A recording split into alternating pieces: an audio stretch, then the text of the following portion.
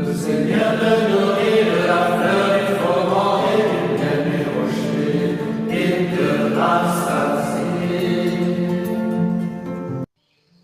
Dieu a créé tous les animaux, du plus petit au plus grand. Il existe plus d'1 million d'espèces. Dans le livre de Job, chapitre 12, verset 7, Dieu dit « Je te prie, interroge donc des bêtes et elles t'enseigneront. » Quelle bête Job a-t-il interrogé? Rien n'est dit, entre autres, sur un dialogue éventuel entre lui et le caméléon. Pourtant, cet animal étrange était déjà sur Terre depuis bien longtemps.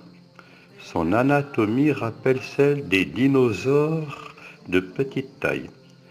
Les origines du caméléon remonteraient, et cela est prouvé scientifiquement, à 65 millions d'années.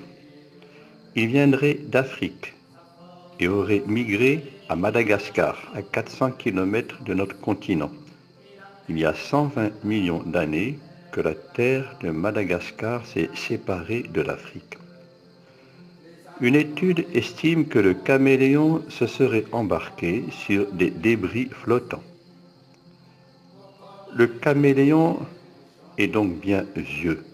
Et pourtant, selon les espèces, son espérance de vie s'étale entre 1 an et 20 ans.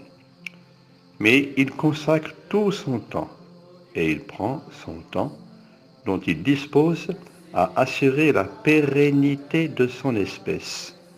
Déjà, nous pourrions avoir un bel enseignement.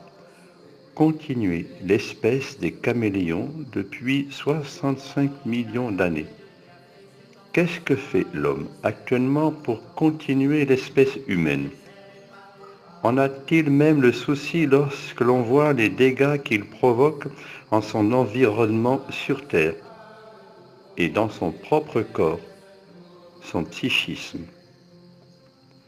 Avec le caméléon, Dieu va nous dire ce qu'il faut faire et ne pas faire, ce qu'il faut être et ne pas être. Ne pas faire, ne pas être comme le caméléon. On parle du syndrome du caméléon, qui consiste à s'adapter à un interlocuteur et à l'imiter consciemment, parfois inconsciemment, dans le but de faire bonne figure et de s'intégrer plus facilement sans complications.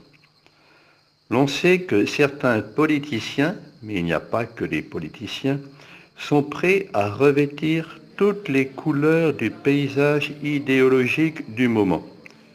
Ce qui faisait dire à Napoléon, en politique, une absurdité n'est pas un obstacle. On peut prendre la couleur de l'absurdité, changer de couleur. Ainsi, en ce sens, le caméléon est un animal politique, très politique, d'une politique politicienne. Faire et être comme le caméléon, savoir s'adapter. Ce que propose une agence de voyage qui porte le nom de l'Esprit Caméléon Nature. Un itinéraire pur, l'homme se déplaçant sans aucun moyen de transport motorisé et s'adaptant au milieu qui l'entoure. Il se fond dans le paysage. Mais ne nous contentons pas de tourisme. Écoutons un sage africain, Amadou Hampâté Bâ, qui propose aux jeunes d'interroger le vieux caméléon.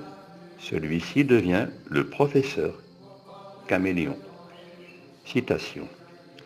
Jeune homme, qui devait affronter l'existence avant que brûlent vos ailes au néon, méditez la leçon que dispense le vieux caméléon. Quand il marche, jamais il ne tourne la tête. Soyez déterminé. Par contre, il bouge l'œil, en haut, en bas, derrière, devant. Soyez curieux aussi. Quand il prend la couleur de l'endroit qu'il visite, N'y voyez pas une sournoise et lâche hypocrisie. C'est de la tolérance envers le nouveau site et pour ses habitants respect et courtoisie. Du terrain qu'il découvre, il sonde la surface. Et sa queue le retient lorsqu'il est en danger.